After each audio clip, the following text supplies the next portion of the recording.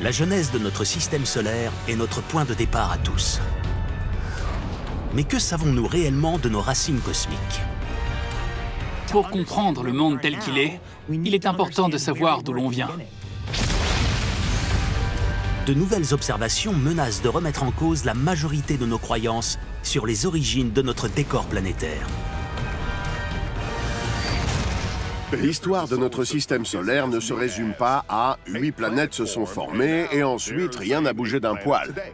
Le moindre élément qui va venir entamer nos convictions va avoir un impact profond et va radicalement changer notre compréhension de l'humanité. L'une des plus grandes étoiles de l'univers a-t-elle donné naissance au Soleil? Notre système solaire a-t-il un jour accueilli pas une, mais 2 étoiles? Et des planètes géantes se trouvaient-elles à l'emplacement actuel de notre Terre? Il y a sûrement des planètes qui ont été éjectées du système solaire et d'autres qui ont dû se retrouver catapultées vers le Soleil. Nous allons revisiter les débuts de notre système solaire où chaque nouvelle hypothèse viendra remettre les compteurs à zéro.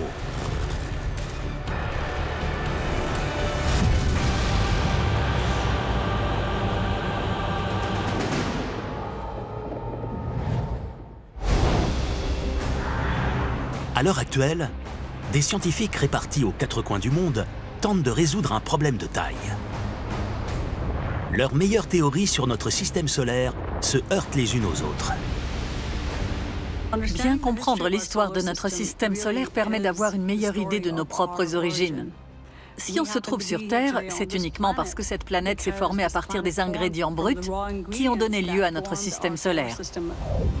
Cela fait des décennies que nous savons que notre Soleil et ses planètes sont nés d'un nuage de gaz et de poussière qui s'est effondré sous l'effet de la gravité il y a 4,5 milliards d'années. Mais cet effondrement n'aurait pas eu lieu sans un ingrédient décisif. Ce qui va venir déclencher cet effondrement, c'est un impact qui va modifier la densité du nuage. La gravité va alors prendre le relais et lancer le mouvement qui générera le Soleil et ses planètes. Mais ça ne se passe pas spontanément.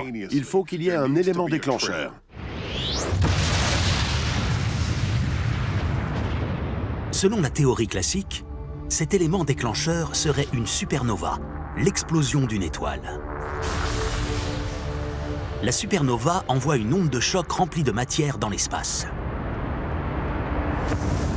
Le souffle se heurte à un nuage de gaz et de poussière, provoquant ainsi son effondrement. Une nouvelle étoile, notre Soleil, prend alors vie.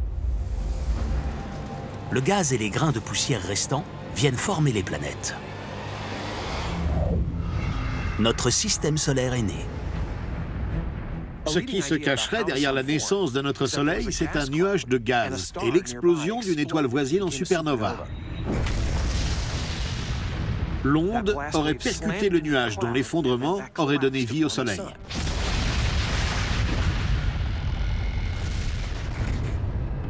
La théorie de la supernova règne en maître depuis des décennies. Mais aujourd'hui, de nouveaux éléments pourraient bien tout remettre en question. À l'Université de Californie, Ed Yong croit dur comme fer que la théorie de la supernova mérite d'être bousculée. Il étudie certaines des roches les plus rares sur Terre. Des météorites datant des prémices du Soleil. Ici, on a une météorite un peu spéciale. Elle est tombée en Australie en 1960 et elle a environ 45,5 milliards d'années. Elle est très vieille. On peut dire que cette roche a plus ou moins le même âge que notre système solaire. Ed analyse les éléments chimiques de ces roches primitives. Des éléments qui pourraient déterminer si le souffle d'une supernova est bien à l'origine de notre système solaire. Si l'élément déclencheur de notre système solaire est bel et bien une supernova, alors cette roche devrait contenir une partie de la matière qui s'est retrouvée éjectée par l'étoile au moment de son explosion. Quand une étoile explose en supernova, elle émet des rayonnements dans toutes les directions. Ces rayonnements rencontrent alors des objets alentour, et l'empreinte de la supernova est déposée sur tous ceux avec quoi elle entre en contact. Ed est à la recherche d'un élément relâché en abondance lors de l'onde de choc d'une supernova. Il s'appelle le fer 60. On utilise cet équipement pour déterminer avec précision les différents éléments qui composent cette météorite. Si on identifiait la présence de fer 60, ce serait une preuve potentielle qu'une supernova a eu lieu au moment où le système solaire est né. Tout bonnement parce que cet isotope se forme lors de supernovas.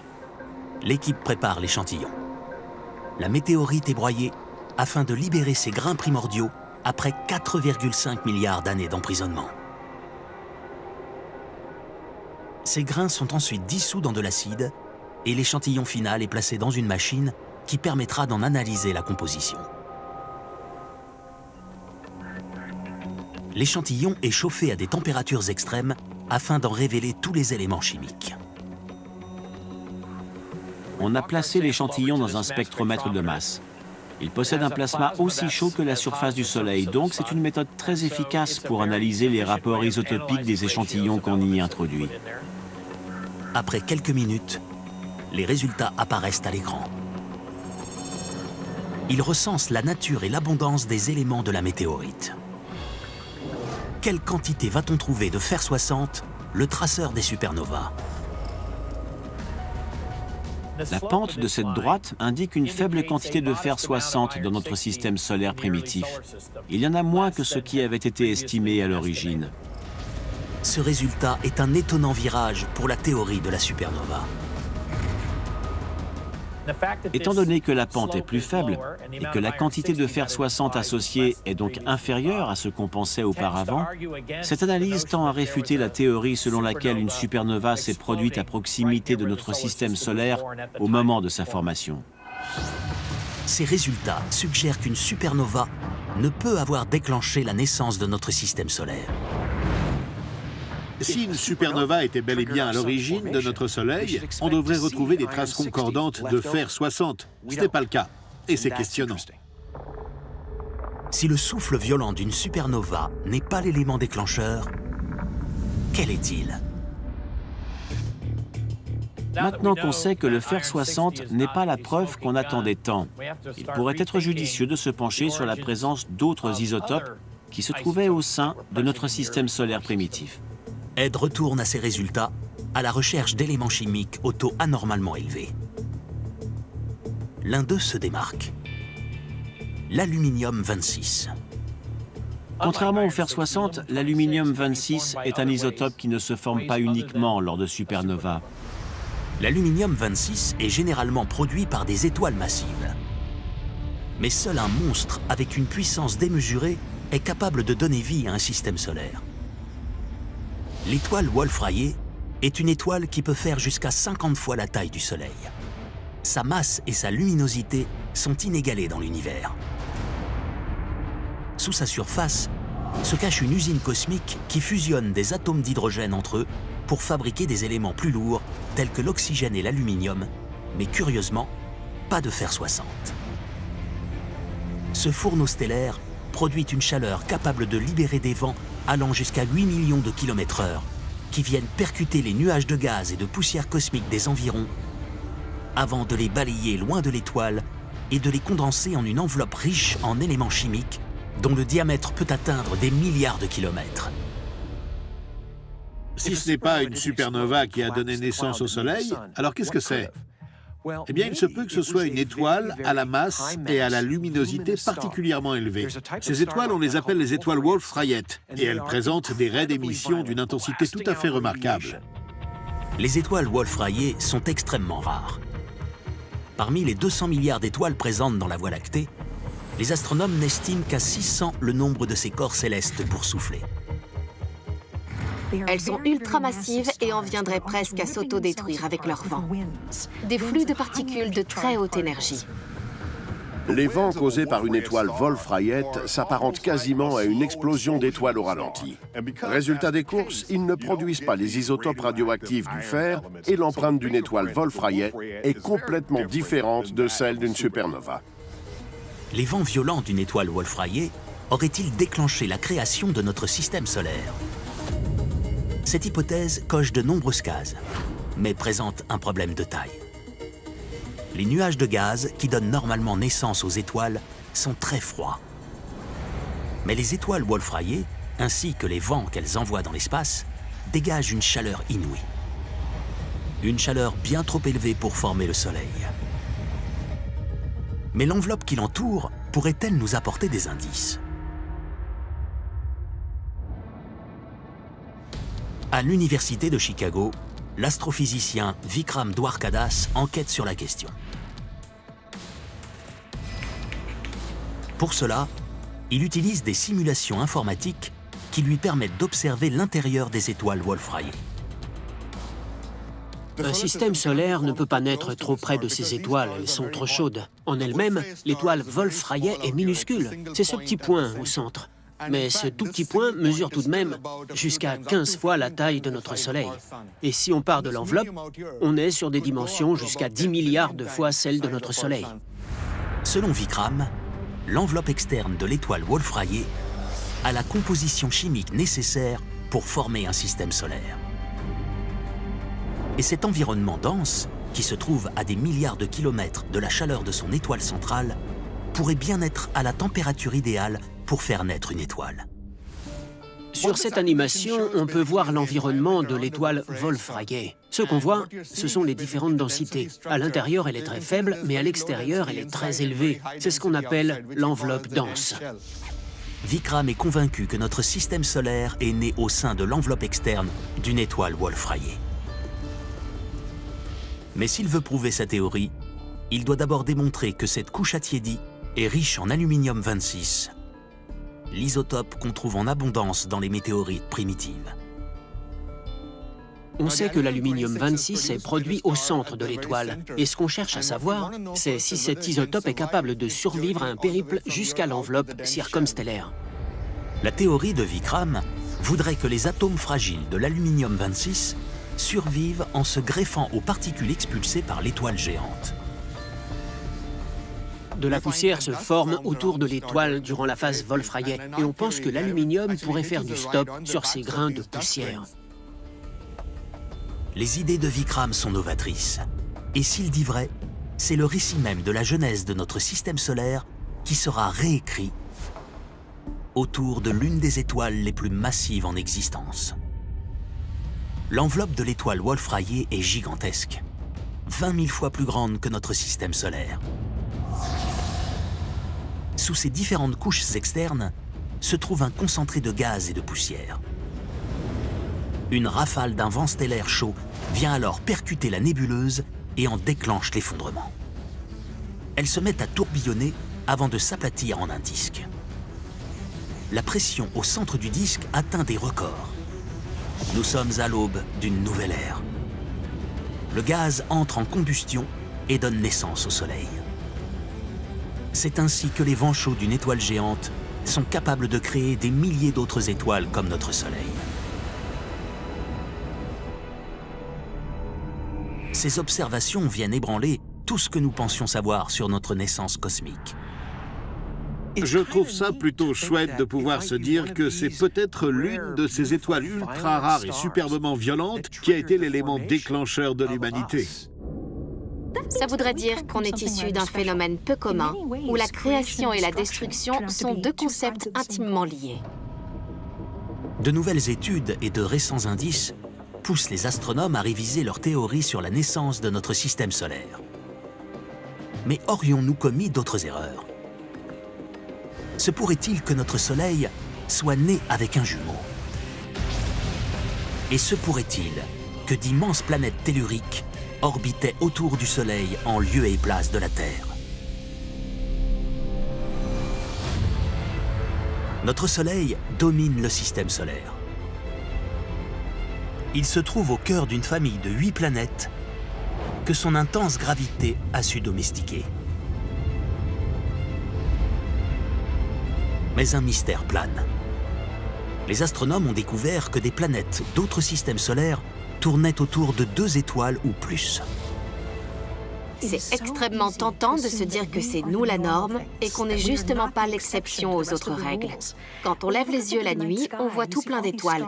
Mais ce qu'on peine à concevoir, c'est que la plupart d'entre elles ne sont pas seules. Il s'agit de 2 étoiles tellement proches l'une de l'autre qu'on ne peut pas les différencier. Parmi toutes les étoiles qui brillent dans la nuit, environ 80% sont si proches de leur étoile voisine qu'elles orbitent l'une autour de l'autre. Liées entre elles par la gravité, on les appelle les étoiles binaires. Un système binaire se compose de deux étoiles qui orbitent autour du même centre de gravité. Et c'est un cas de figure qui se trouve être extrêmement commun. Les étoiles binaires sont très courantes et constituent l'une des clés pour comprendre la formation et l'évolution des étoiles. Mais si les binaires sont si répandus, comment se fait-il qu'il n'y ait qu'un seul soleil au-dessus de nos têtes et non deux? Les astronomes ont toujours pensé que le soleil était né seul. Mais de nouvelles études suggèrent qu'ils ont peut-être fait fausse route sur ce point. Sarah Sadavoy, astronome d'Harvard, étudie les pouponnières d'étoiles. D'immenses nuages de gaz où des étoiles sont en train de naître en ce moment même. Notre but ultime, c'est de comprendre comment les étoiles, les planètes et les systèmes solaires se forment. Et c'est long comme processus de formation. Donc il faut qu'on multiplie les observations pour déterminer ce qui se passe au cours de chacune des étapes. Voici sa cible privilégiée. Le nuage de Persée. Un gigantesque amas de gaz et de poussière et un terrain propice à la naissance d'étoiles semblables au Soleil. Le nuage de Persée est le laboratoire idéal pour étudier la formation d'étoiles de par sa proximité. Il se trouve à seulement 750 années-lumière d'ici, ce qui est tout près. Il est particulièrement productif. Il y a énormément d'étoiles qui se forment à l'intérieur. Et c'est aussi un environnement favorable à la formation d'étoiles comme notre Soleil. Au cœur du nuage de Persée, des étoiles prennent vie au sein des fragments de gaz les plus denses. Sarah les appelle des cocons et utilise l'un des télescopes les plus puissants du monde pour les cartographier. Le James Clerk Maxwell, situé à Hawaï. Cette carte montre l'emplacement des poussières qui sont réparties en 3 couleurs, correspondant chacune à une température. Le rouge représente la poussière froide et le bleu, la poussière chaude. Et sur cette image, on peut voir les différents cocons dans lesquels de jeunes étoiles vont se former. Et juste pour vous donner une échelle de taille, notre système solaire tout entier pourrait tenir dans l'un de ces petits cocons. Une fois la carte dressée, Sarah se tourne vers le radiotélescope VLA au Nouveau-Mexique. Il va lui permettre d'observer l'intérieur de ces cocons afin de déterminer s'ils renferment des étoiles solitaires ou binaires.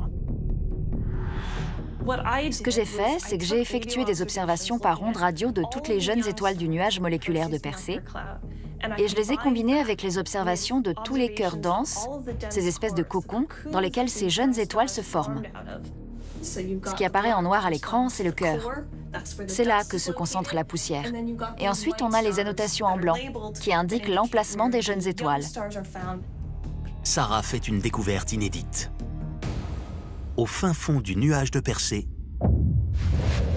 se cache un terrain propice aux étoiles. On y découvre un étrange cocon de gaz en forme de haricot. Et en son sein, une étoile nouvellement formée. Mais elle n'est pas seule dans son berceau. Un mystérieux corps céleste est en train de danser à ses côtés. Une étoile compagnon. Virevoltant dans le cocon où elle est née, cette incroyable paire d'étoiles ne relève pourtant pas de l'exception. Une analyse de chacun des cocons révèle que dans le nuage de Persée, aucune étoile semblable au Soleil ne naît seule. Les résultats de l'étude de Sarah sont stupéfiants. Si toutes les étoiles de type solaire naissent en doublon, notre Soleil pourrait bien être né accompagné d'une autre étoile. Ce que nous montrent ces observations, c'est que toutes les étoiles similaires au Soleil se sont formées au sein d'une paire. Elles sont nées aux côtés d'une étoile compagnon. Et dans notre cas particulier, il a dû se passer quelque chose pour que notre Soleil n'ait plus son double. Cette étude démontre que toutes les étoiles semblables à notre Soleil, chacune d'entre elles, sans la moindre exception, fait partie d'un système binaire. Et pourtant, notre Soleil, lui, n'a plus son double. L'idée que notre système solaire puisse renfermer 2 soleils semble relever de la science-fiction. Notre planète, ainsi que la vie qu'elle abrite, aurait-elle pu tolérer un double coucher de soleil? cette hypothèse semble peu probable. Si notre Soleil faisait partie d'un système binaire, les choses seraient tout à fait différentes. Et c'est à se demander si la vie aurait pu se former dans ces conditions, ou si la Terre aurait existé. Bien que des planètes soient en mesure d'exister auprès d'étoiles binaires, la Terre aurait probablement été bien différente si le Soleil avait conservé son double. La chaleur combinée des deux astres aurait sûrement brûlé la jeune planète. Peut-être même porté les océans à ébullition et créé une atmosphère acide et suffocante. Les terres auraient surchauffé. La vie telle que nous la connaissons aurait tout simplement été impossible dans cet enfer toxique. Au cœur d'un ciel rempli d'étoiles binaires, il semblerait que notre petite planète bleue ait eu de la chance. Si tout ça est vrai, comment avons-nous perdu notre compagnon? Les débuts chaotiques de notre Soleil sont-ils à blâmer? Selon une théorie, tout aurait pu se jouer au sein même du berceau du Soleil.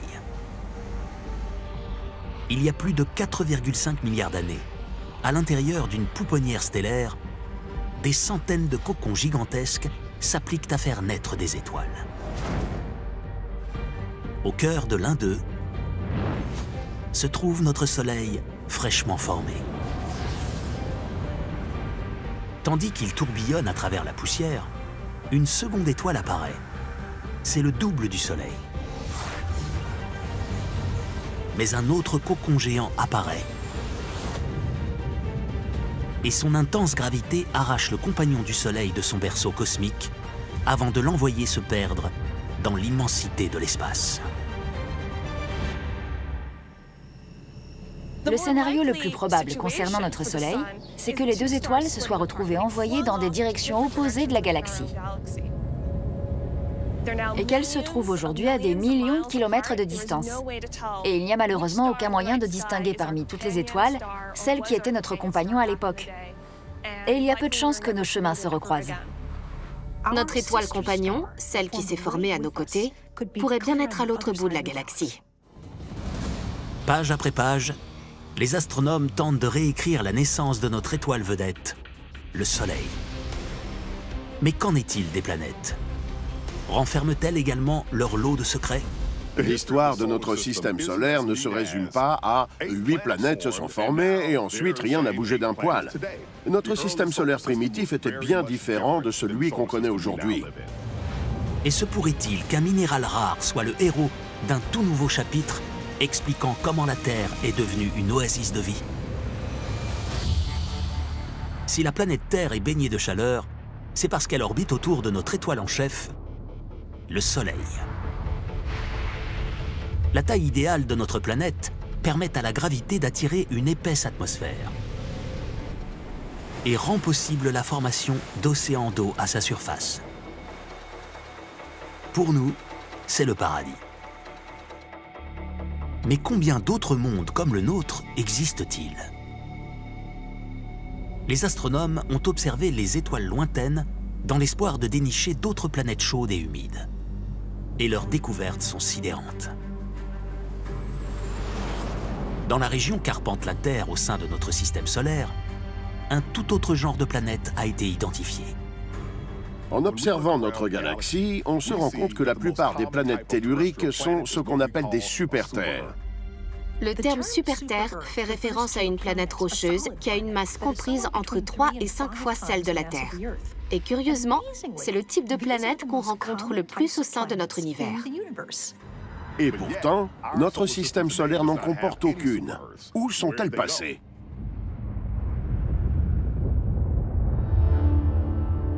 Les super-terres sont si courantes en périphérie des étoiles de type solaire que les astronomes se demandent si notre système solaire passé n'en aurait pas, lui aussi, abrité une famille. Ces planètes aujourd'hui disparues auraient orbité à proximité du Soleil. Une proximité telle que certaines auraient été couvertes de roches en fusion. Aujourd'hui, ces super-terres sont introuvables dans notre système solaire. Mais si elles y résidaient, où sont-elles passées? Et comment la Terre et les autres planètes telluriques ont-elles pris leur place? La réponse pourrait se trouver dans le passé chaotique de notre système solaire, où les planètes bataillaient pour conserver leur place dans le cosmos. Ces planètes avaient différents types d'orbites dont les trajectoires coïncidaient, donc les collisions planétaires étaient monnaie courante. Plutôt qu'une course de F1 fluide, c'était plutôt les autotamponneuses. Il y a sûrement des planètes qui ont été éjectées du système solaire et d'autres qui ont dû se retrouver catapultées vers le Soleil. Mais est-ce vraiment ainsi que ces légendaires super-terres ont été détruites? Une nouvelle théorie suggère que Jupiter, la plus grande planète de notre système solaire, pourrait bien être responsable de la ruine de ces super-terres. Jupiter se trouve aujourd'hui à 800 millions de kilomètres du Soleil. Mais aux prémices de notre système solaire, Jupiter aurait effectué une migration intérieure vers les super-terres. Un voyage qui donnera lieu à un carnage cosmique. On a la preuve que des planètes géantes ont migré au sein d'autres systèmes solaires, donc théoriquement, le même phénomène a très bien pu se produire dans le nôtre. Cette théorie, la voici. Il y a 4,5 milliards d'années, Jupiter dessine une trajectoire en spirale dans notre jeune système solaire. Son immense gravité force les planètes en formation à se percuter et propulse leurs débris en direction du Soleil dans un gigantesque amas de décombres.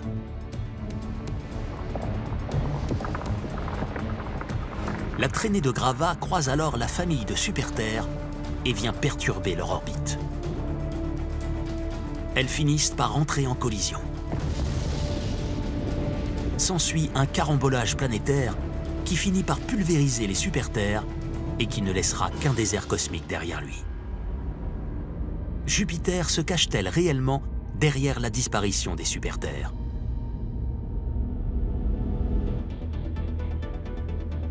En Suisse, le scientifique Farhang Nabi cherche à confirmer que de telles planètes ont un jour arpenté notre système solaire. Il étudie un fragment de la météorite Alma-Ata Sita, un caillou de l'espace de 80 tonnes qui a explosé dans le ciel du Soudan.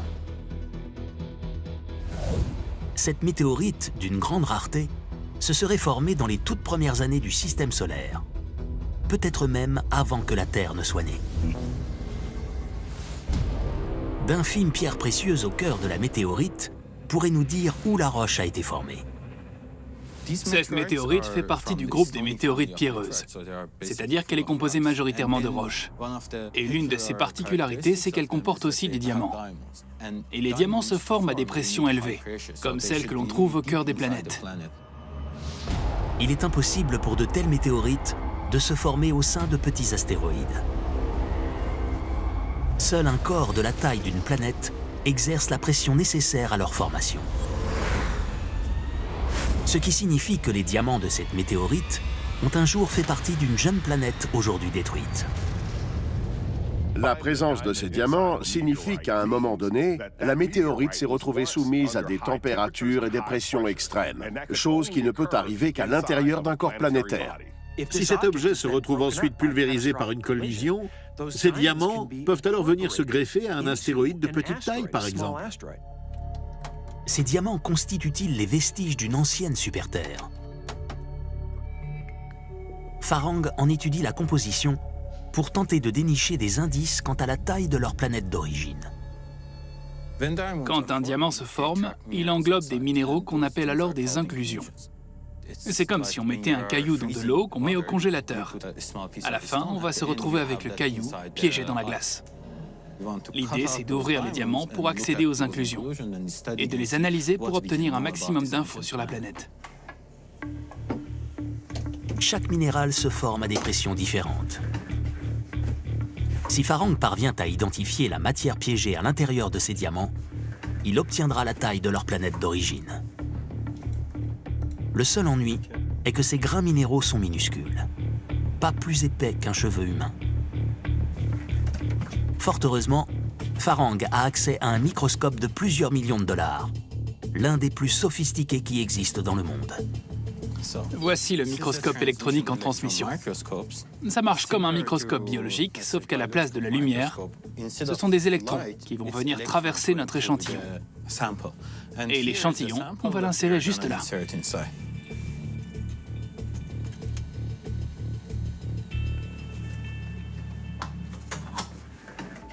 Les résultats tombent. Et ce qu'ils révèlent est surprenant. Il faut que la planète fasse au moins la taille de Mercure ou de Mars pour qu'à l'intérieur, il y ait une pression suffisante pour former les inclusions de ces diamants. Il est donc peu probable qu'ils viennent d'une planète de la taille d'une super-Terre. Mais la dite planète aurait-elle pu faire partie de la traînée de gravats créée par Jupiter? D'après les caractéristiques de cette météorite, je dirais qu'elle a été formée à proximité de Jupiter, mais côté intérieur, le côté le plus proche du Soleil. L'analyse de Farang est la preuve que notre système solaire comportait au moins une planète aujourd'hui disparue. Quant à prouver la présence de super-Terre, il va falloir patienter. Mais si elles ont bel et bien arpenté notre système solaire, une question subsiste. Comment la Terre et les autres planètes telluriques ont-elles pris leur place?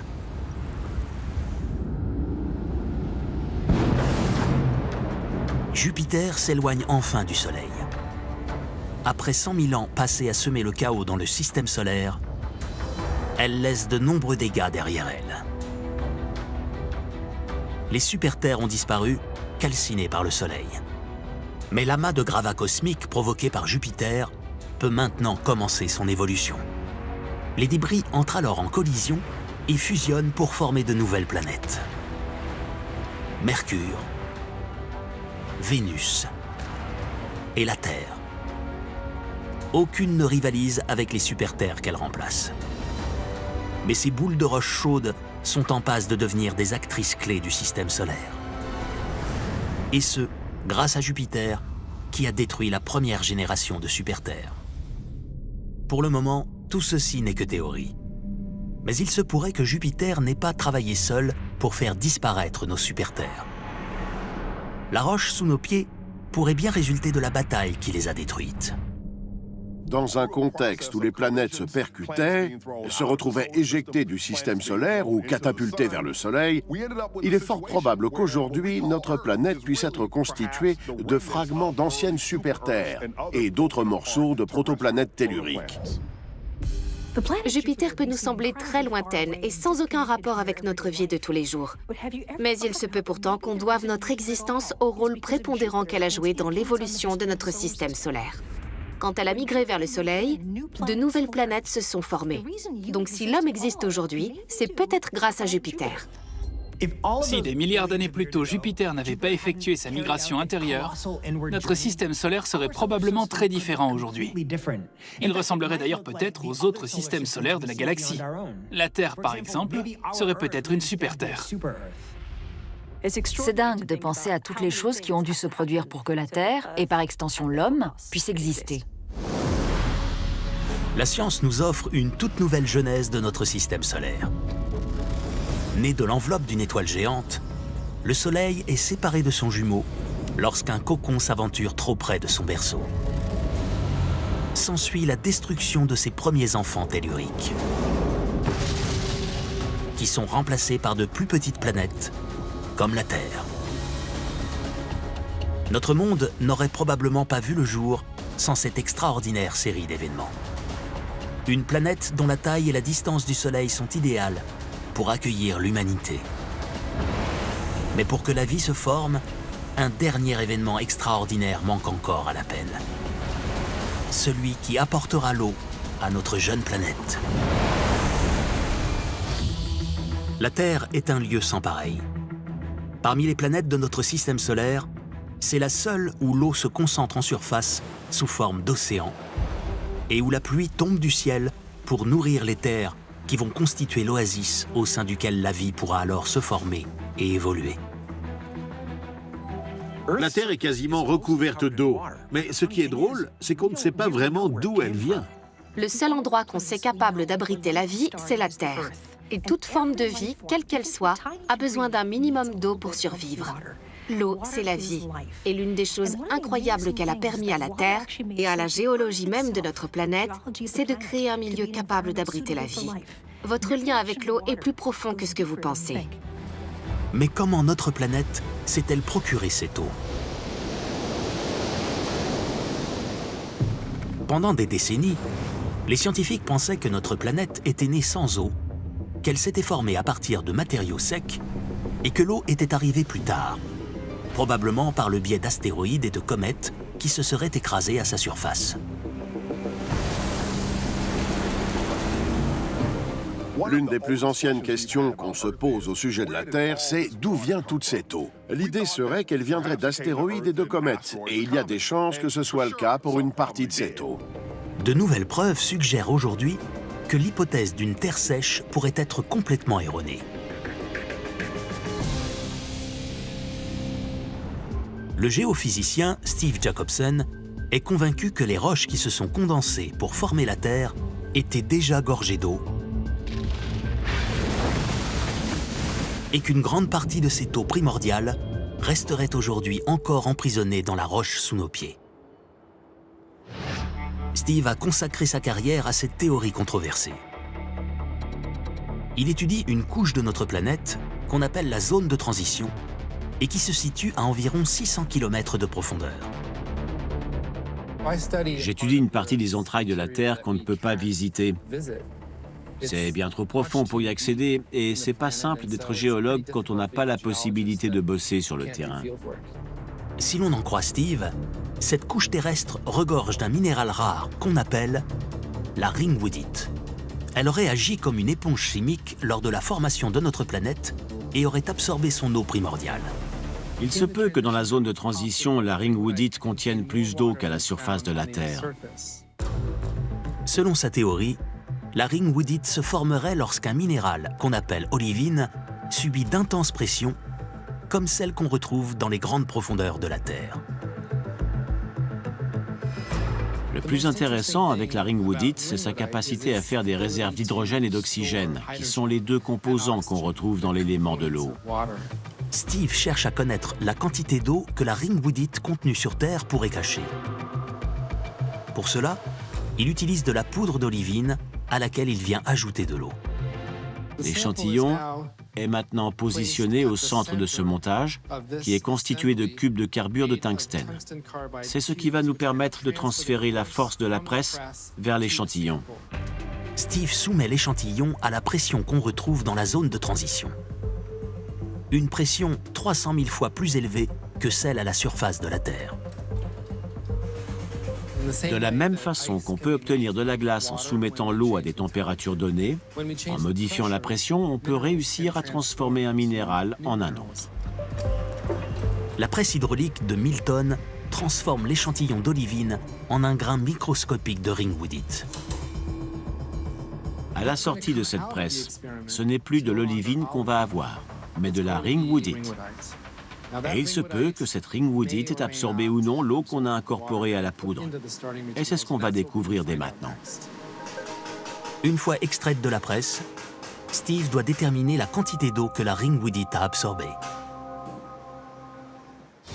Il place l'échantillon dans un spectroscope et envoie un rayon laser parfaitement calibré pour faire ressortir l'eau emprisonnée dans le minuscule cristal de couleur bleue. À partir du moment où on change la pression et qu'on change la température à l'aide du laser, on peut constater que l'eau ressort de la ringwoodite. Mais quelle quantité d'eau le minéral contient-il? On a découvert des quantités astronomiques d'eau. Ce pic juste ici signifie qu'environ 1 ou 2% du poids du cristal sont en réalité constitués d'eau. 2% peuvent sembler dérisoires, mais il existe une grande quantité de ringwoodite sous nos pieds. Si la ringwoodite répartie dans le manteau terrestre contenait la même proportion d'eau, ça équivaudrait à 3 ou 4 fois le volume de nos océans. Plus surprenant encore, Steve est convaincu que cette réserve d'eau est aussi vieille que la Terre. La preuve qu'elle a toujours été gorgée d'eau. Ça fait trop d'eau pour qu'elle ait été incorporée au manteau terrestre au cours des temps géologiques. Ce qui voudrait dire que la Terre serait née avec une certaine quantité d'eau déjà à son actif. La théorie de Steve permet aux scientifiques de repenser le récit des origines de nos océans, qui seraient à la fois alimentés par les terres et le ciel.